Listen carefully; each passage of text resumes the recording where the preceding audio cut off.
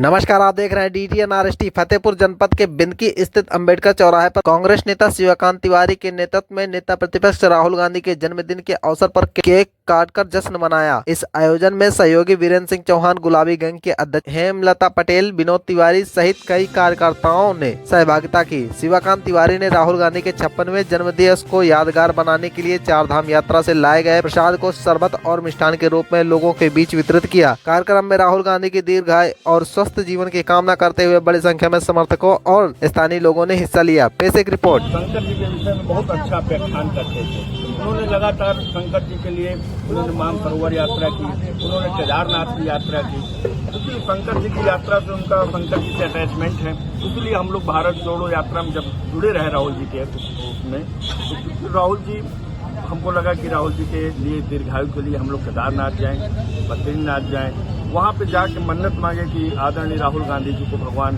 फिर से एक ऐसी ताकत दें जो सांप्रदायिकता के जो माहौल है, जो आज नफरत का माहौल है, जो बेरोजगारी का आलम है, उसकी लड़ाई वो मजबूती के साथ लड़ सके।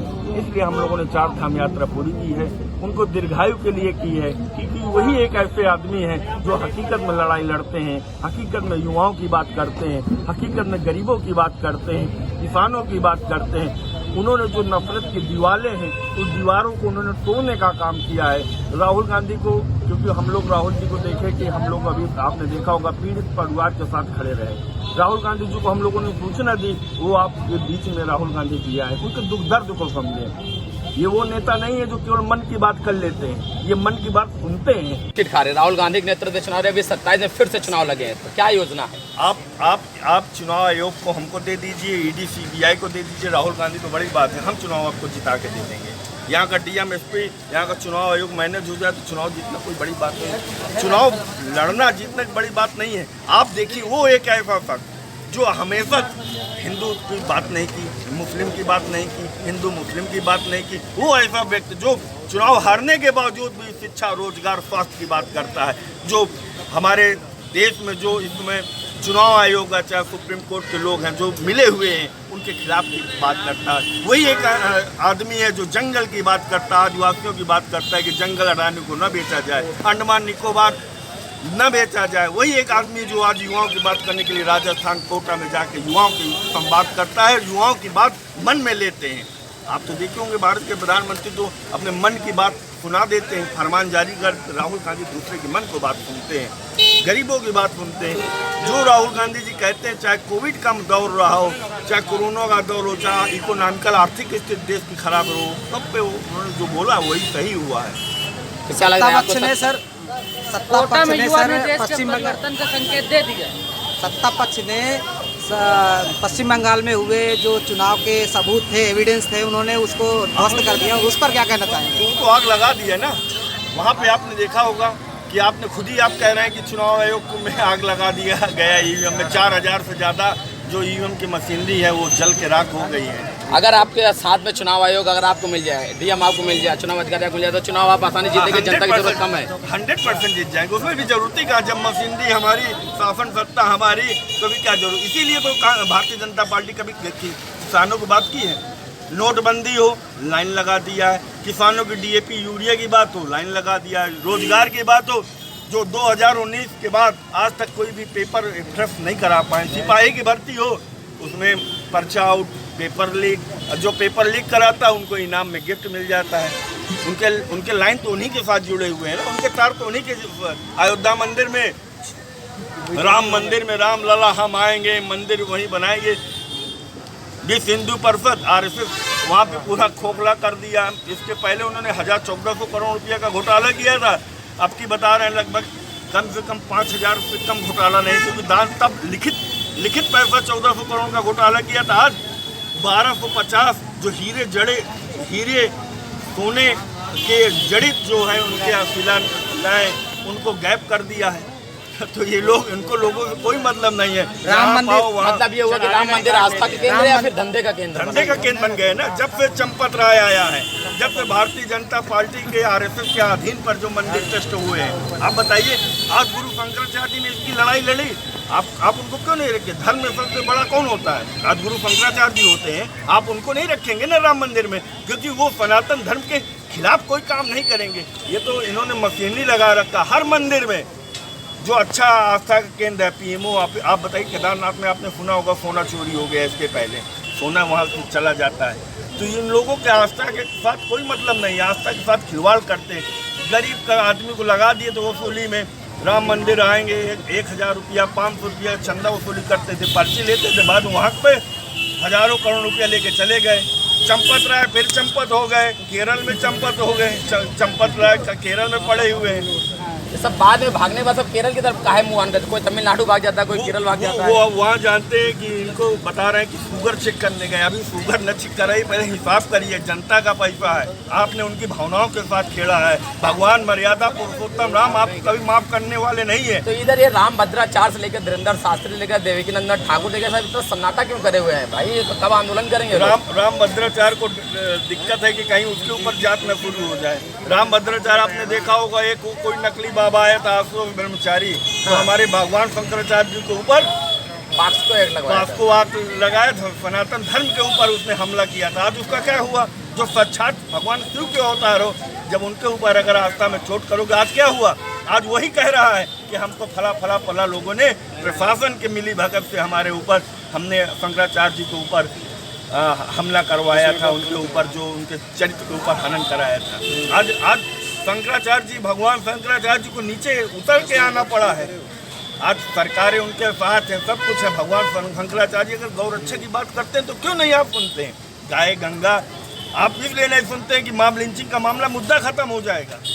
भाई गाँव को राष्ट्रमाता कर देंगे, मुस्लिम समझाए, गाय को कहीं रहा ना राजमाता या राष्ट्रमाता घोषित कर दो, आप क्यों नहीं कर रहे हैं ना?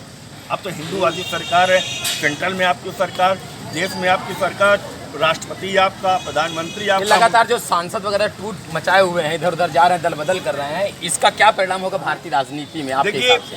देखिए भविष्य में आज जो स्थिति है, ये तो अपना 10-25 करोड़ रुपया लेके अपना अंदर चले जाते, लेकिन इन फ्यूचर ये यहाँ पे जन आंदोलन होने जा रहा है बहुत बड़ा, पूरे देश में एक जन आंदोलन का रूप ले रखा रहा है। आज जो सांसद हैं, नेता हैं, उनके ऊपर लोगों का विश्वास कम होता चला जा रहा है। वो पैसा लेकर टूट जा रहे हैं, दबाव में टूट जा रहे हैं, ईडी में टूट जा रहे हैं, लेकिन जनता में इसका गलत संदेशा जा रहा है कि भारतीय जनता पार्टी जो पीएमओ फंड के नाम पर पैसा लिया है, जो राम मंदिर के नाम पर, आस्था के नाम पर लिया, वो उसका दुरुपयोग करके ये सीधे जो मंदिर, राम मंदिर का पैसा है, उसको सांसद विधायक को खरीदने का काम कर रही है ये पार्टी।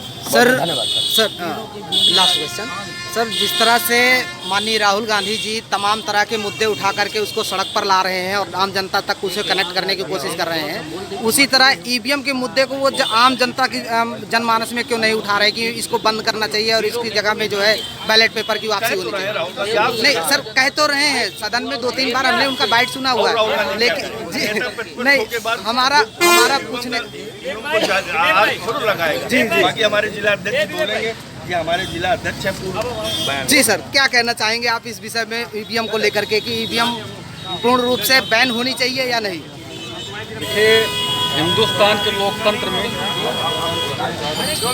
चुनावी मशीन से पूरे देश की जनता का भरोसा खत्म हो गया और लोकतंत्र में भरोसा खत्म होना बहुत ही बड़े बदलाव का संकेत होगा। आप देखिएगा, मेरा मानना कि हिंदुस्तान में भारतीय जनता पार्टी की सरकार वोट की राजनीति से हटने वाली नहीं है, इसलिए कि लोग बेईमानी से मशीनों में हेराफेरी करके चुनाव जीते हैं और भारतीय जनता पार्टी की सरकार जन क्रांति से ही हटेगी। आप देखिएगा, और आने वाले समय में हिंदुस्तान में एक बहुत बड़ी जन क्रांति आने वाली है और इसमें हमारे जैसे लोगों को जेल भी जाना पड़ सकता है, हाथ पैर तोड़ना पड़ सकता है और शहीद भी होना पड़ सकता है, और जब तक ये कदम नहीं उठाया जाएगा तब तक सरकार हटने वाली नहीं।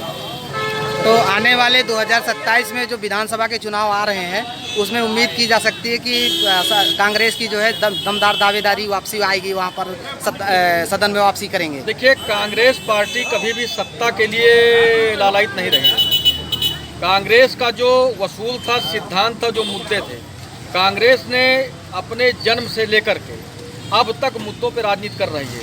सत्ता पे आना हमारा उद्देश्य नहीं है, हमारा मुद्दों पर काम करना, आम आदमी के लिए काम करना, जनहित के लिए काम करना कांग्रेस।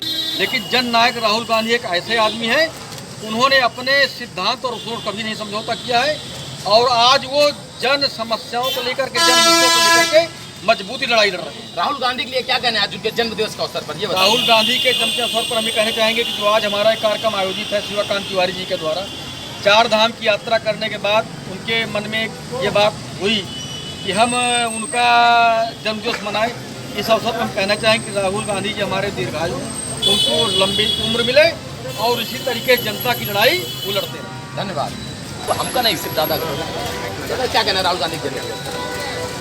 नायक राहुल गांधी जी के आज जन्मदिन के पावन अवसर पर मैं यही कहना चाहूँगा कि राहुल गांधी ने जो संदेश दिया है पूरे देश में मोहब्बत की दुकान चलनी चाहिए। सभी लोगों को मिलजुल कर रहने की ज़रूरत है, तभी यह देश तरक्की करेगा। हम इस भाव को पूरे देश में देखना चाहते हैं, यही हमारी मनोकामना। राहुल गांधी जी के जन्म दिवस के अवसर पर आप उनको क्या शुभकामनाएं देना चाहेंगे? क्या उनको राजनीतिक जीवन में सुधार करना चाहिए? शॉर्ट में जवाब दीजिए। राहुल गांधी जो हमारे देश के लोकसभा में विपक्ष के नेता हैं और कांग्रेस के प्रमुख नेता हैं, आज उनका जन्मदिन। और जिस तरीके से उन्होंने राजनीति को एक नया आयाम दिया, एक नई संघर्ष करने की क्षमता जो हमारे युवा वर्ग के लोग हैं उनको जोड़ने के लिए जो उन्होंने प्रयास किया, आज हिंदुस्तान का ज़्यादातर युवा उनके साथ जुड़ा हुआ। और अभी परसों उन्होंने कोटा में जो राजस्थान में किया, जन सैलाब युवाओं का उमड़ा, छात्रों का उमड़ा, और लोगों को आशा लग रही है कि जो देश में परीक्षाओं की जो पेपर लीक हो रहे हैं जिसमें सरकारी साजिश है,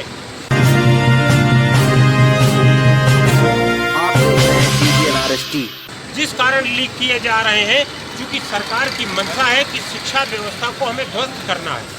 जब हमारे देश के नागरिक शिक्षित नहीं होंगे तो वो सरकार से सवाल नहीं करेंगे और मंदिरों और मस्जिदों में जय श्री राम के नारा लगा के भगवा फहराते रहेंगे और बस हिंदू मुसलमान वो करते रहेंगे ताकि मेरी राजनीति चलती रहे। तो इन तमाम मुद्दों पर राहुल गांधी जी ने उसके कुठाराघात किया और जो जनमानस में, जो हिंदुस्तान में हिंदू मुसलमान जातिवाद, ऊंच नीच का बीज जो 2014 से भारतीय जनता पार्टी ने बोया है, उसे भाईचारा में बदलना चाहते हैं। और पूरे हिंदुस्तान में मोहब्बत की दुकान खोलने वाला अगर कोई व्यक्ति है तो जननायक राहुल गांधी है। मैं उन्हें दीर्घायु होने की कामना करता हूं और आशा करता हूं कि 2029 के चुनाव में वो भारत के यशस्वी प्रधानमंत्री के रूप में वो आगे कार्यकाल संभालेंगे। जय हिंद, जय। दीर्घायु होने की कामना करता हूँ और मैं यही कहना चाहूँगा, जिस तरह हमारे नेता सुभाष चंद्र बोस जी ने एक नारा दिया था, तो मुझे खून दो मैं तुम्हें आज़ादी दूंगा। अगर राहुल गांधी जी भी इस नारे को दोहराते हैं तो देश का युवा खून और पसीने के साथ उनके साथ खड़ा है इस दमनकारी सरकार को हटाने के लिए, जो युवाओं का शोषण कर रही है, महिलाओं का शोषण कर रही है, किसानों का शोषण कर रही है। इस देश के हर व्यक्ति का शोषण ये सरकार कर रही है। यहाँ तक कि उन्होंने भगवान रामचंद्र जी को नहीं छोड़ा, जिस राम के सरकार बनाया चाहिए, भगवान रामचंद्र जी के यहाँ भी सत्ता चोरी करवा रहे हैं, घोटाला करवा रहे हैं, पैसों के कोई रिकॉर्ड नहीं है, सारा पैसा चोरी करवा रहे हैं। और इसी के साथ राहुल गांधी जी को मैं फिर से दीर्घायु होने की कामना करता हूँ। हम लोगों की उम्र उनको लगे ताकि वो देश को बचाएं, देश को सुरक्षित करें। धन्यवाद।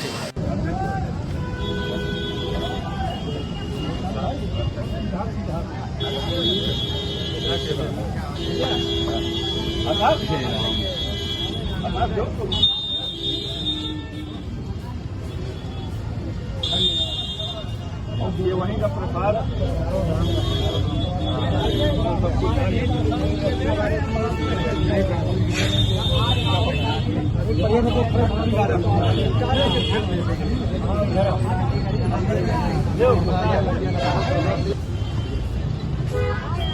जाओ बाबा जाओ। युवा कार्यक्रम संघर्ष करो, युवा क्रांतिवादी जिंदाबाद, जिंदाबाद जिंदाबाद। राहुल गांधी, राहुल गांधी, राहुल गांधी संघर्ष करो, हम तुम्हारे साथ हैं। राहुल गांधी बढ़ते चलो, हम तुम्हारे साथ हैं। जिंदाबाद राहुल गांधी, जिंदाबाद राहुल गांधी, जिंदाबाद राहुल गांधी, जिंदाबाद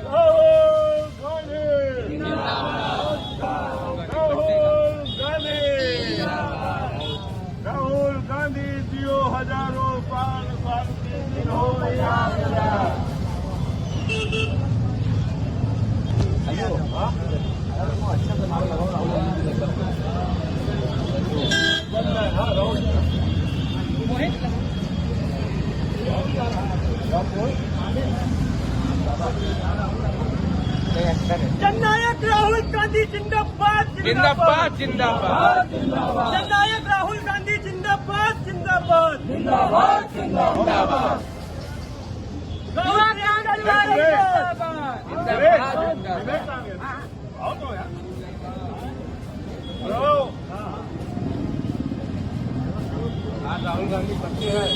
राहुल गांधी संघर्ष करो, राहुल गांधी संघर्ष करो, तुम्हारे साथ है।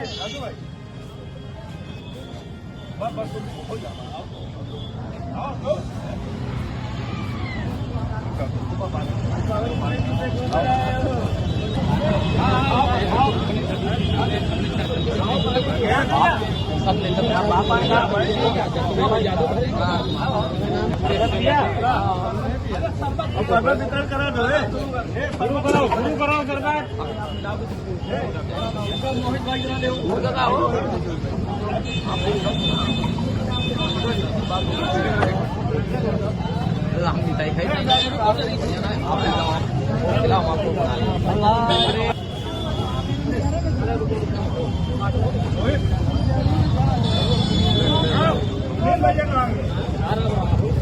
भैया